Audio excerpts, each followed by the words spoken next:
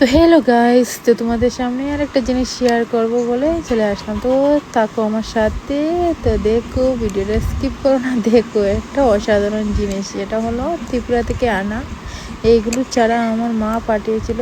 এই যে এটা আমরা বলি কৃষ্ণকচু, কে কী নামে জানি না, তো আমরা এটাকে কৃষ্ণকচু বলি। তো অনেক দিন অনেক বছর হয়ে গেলো এগুলো খাওয়া হয় না, কারণ এগুলো পাওয়া যায়, আমরা অনেকবার নিয়েছিলাম কিন্তু খেতে পারছি না, অনেক চুলকায় এখানেরটা বেঙ্গলুরের।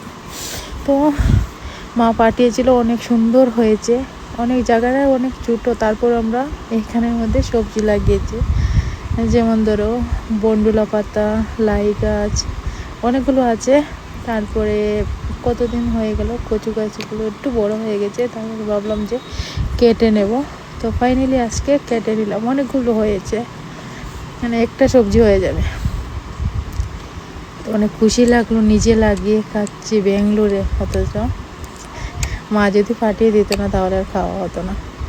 তো মা এখানে নাই, তাও মাকে মিস করছি গাইস, জানো। আর এগুলো আজকে রান্না করব, খাওয়াবো। আর কার কেমন লাগে বলো এগুলো খেতে, আমার তো অনেক ভালো লাগে। তো ওকে বাই, সবাইকে ভালো থেকো। ভিডিও কেমন লাগলো বলো, লাইক কমেন্ট শেয়ার করো।